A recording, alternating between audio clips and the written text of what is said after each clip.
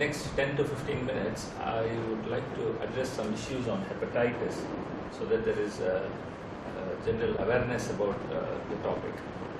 Hepatitis, like the word itis generally means inflammation. So when you say hepatitis, it is inflammation of the liver. And there are various causes for hepatitis. You must have heard of the alcoholic hepatitis. People who drink a lot have inflammation of the liver, and they go through a phase of illness which is a progressive disease, starting with hepatitis, chronic hepatitis, leading on to the end into cirrhosis of the liver. The importance of hepatitis is that there are various causes for this inflammation. It can be issues like some drugs, like anti-tuberculous drugs, when people on, they can cause inflammation of the liver when we call it hepatitis. Apart from that, there's a lot of viruses in the community which induce inflammation of the liver.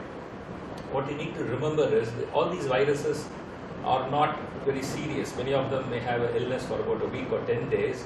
Transient hepatitis in the villages where you have loss of appetite, you don't even realize you have an illness.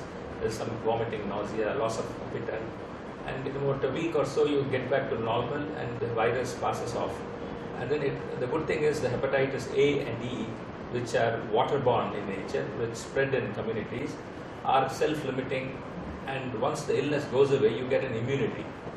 Many of us, in the younger age, when you have developed hepatitis, you don't get it later on, later part of your life. But unlike the waterborne illness, hepatitis A and E, you have B and C viruses, which are also viruses which cause hepatitis, but they tend to leave a sequelae, or they tend to be nasty in nature, especially hepatitis B. Again, the majority of hepatitis B sometimes acts like A, and then maybe in 3 to 4 weeks when you're young, the virus may pass off. And the good thing is, again, you have an immunity to hepatitis B. You don't get this illness again, the body gets immune.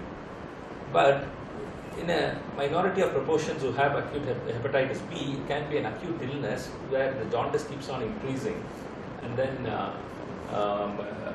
you have a serious illness where you go into coma, the liver fails, you have acute liver failure, and in a minority of patients can lead to death. Sometimes in pregnancy it can be very active. But not all hepatitis B are that notorious. So once you have hepatitis B, again, the subgroup of patients, the jaundice comes down to normal. So you think you have cleared your normal, but the virus lingers on in the body, leading on to chronic inflammation of the liver, and in the long run, this can go into chronic hepatitis and cirrhosis of the liver. So the idea is to know if you have loss of appetite, illness, and jaundice-like picture, you need to be very sure that your liver functions are returning back to normal. And then you have to be sure that hepatitis B is cleared. First, you have jaundice, you need to know what is the cause of the jaundice. Is it hepatitis A or B or C? And if it is B, make sure even after the LFT is gone, the virus is hepatitis B surface antigen has been cleared. And then you get immunity in the long run. At times, what will happen is you have a stage called the chronic carrier of hepatitis, wherein you are hepatitis B positive, which might have been lingering on from childhood. You have no symptoms at all, the jaundice is not, the liver function in fact may be normal, but when you go and check for the virus, when you, in fact, like you give blood donation or things like that, you come to know that you are positive for surface antigen. If the liver function is normal, then what you do is to be sure that the virus is not active, you check into the DNA levels. And the HBV DNA, if it is below normal, non-detectable, that means it is an inactive phase. And many times the hepatitis B can clear on its own 2 to 3 years times, or it can be lifelong. And these carriers, and the lifelong carriers, you have to be aware that in a minority of these patients, there is a tendency for hepatocellular carcinoma in the long run. And that is the importance to know that you have to have yearly checkups and do some serial liver function tests, and there are some markers which you have to follow on. That's the carrier part of it. But many times if you have an increase in liver enzymes in your the blood test when you go to the doctor, and you find the liver enzymes are raised, you should not neglect them. The idea is to be sure that the virus is active, and if it is active, there are a lot of measures these days. Over the years, say about 10 years ago, we had no treatment for it. Then you had antiviral drugs introduced. Then came a phase of interferon, various phases of interferon. We have the regulated interferons and other interferons which tend to clear the virus. The percentage is increasing these days, although it is still not 100%, but the oral drugs have also come into the picture. We have now an array of lot of antiviral drugs for hepatitis B, which are the potency of clearance is increasing, and it is getting better and better, nearing 70 to 80% times. And the good thing is, once it's cleared, you have to be sure that it is maintained and do periodic checkup again. For a long time, the hepatitis C virus, which behaves like B, it is again a blood-borne infection. Being blood-borne, B and C tend to be more common in drug addicts, in jail inmates, or you can sometimes find in blood bank donors repeatedly. So you have to make sure that high-risk patients are looked after. And the important part is the B virus, which can be deadly, can easily be prevented by simple vaccination. You have a dose of 3 injections given 0, a month later and 6 months, where you have a very good immunity level and you can prevent. So all family members who are positive on hepatitis B, you have to make sure the other partners, children are all well protected with simple vaccination. This is a very important part of these days. Just as a child is born, the hepatitis B vaccination is being included as a compulsory measure these days, and that is a very important part which parents should remember in mind. Hepatitis C virus, unlike B, we still don't have a vaccine for it, and the C virus tend to be a chronic nature lingering on. The acute part of hepatitis C is difficult to pick up sometimes, and most of the time hepatitis C is picked once we find somebody with a deranged liver function, when the enzymes are high. Look into the markers, and then you find they could have the anti-HCV levels high. Such patients, you have to make sure again. The C virus is an RNA virus, unlike B, which is a DNA virus. And the C RNA virus, the levels, if they are positive, one is need to take interferon treatment to clear the virus, because this is an indolent virus which stays in the body for a long time and tends to produce chronic hepatitis and cirrhosis of the liver. So unlike B, C virus can be a very slow kind of nature of the disease, can produce cirrhosis after detection maybe 10 years from then. So it's very important to make sure that you clear the virus with the interferon treatment.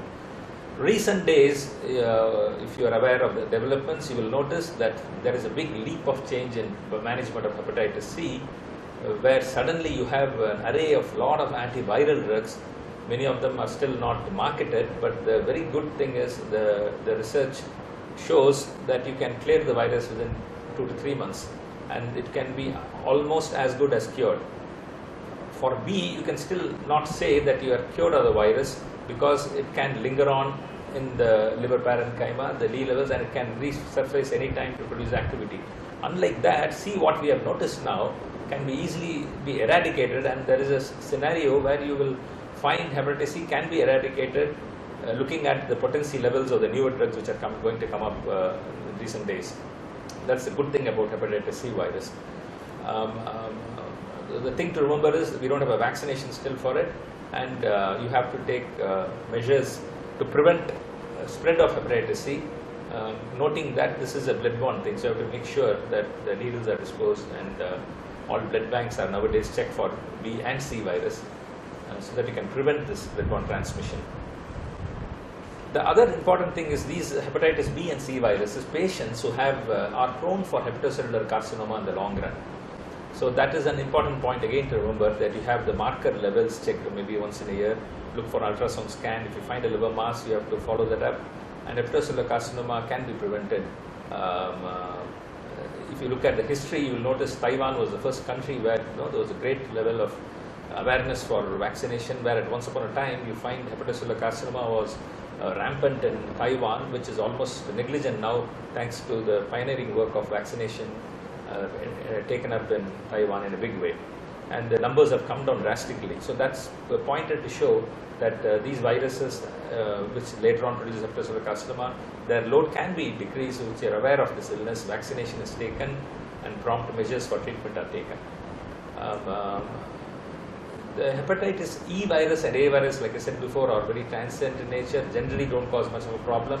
Chronic illness is unlikely, except sometimes an E virus, especially in pregnancy, that can behave nastily. So you have to make sure. E again is a waterborne epidemic, which the source has to be known so that you can prevent spread of hepatitis E virus. Since it's a fecal-oral transmission, general hygiene, especially in hotels and places like that, in food areas, you have to make sure that if you have somebody, you make sure that he doesn't contaminate to the whole population. So that is an important part of it. There are vaccinations for A virus nowadays, and there are also combinations of A and B being given these days to prevent both the viruses. So again, what I hope I have tried to convince in the last few minutes about the importance of hepatitis viruses, and B and C being a blood-borne transmission. You can prevent them by avoiding needle sticks and making sure of the hygiene. And the vaccination part is very important for A and B, which can be easily prevented, unlike the other viruses. And the recent scenario of oral drugs coming up, people who are positive for hepatitis C don't need to lose hope, because the good treatment is going to come soon. So that's the good news about it. Thank you.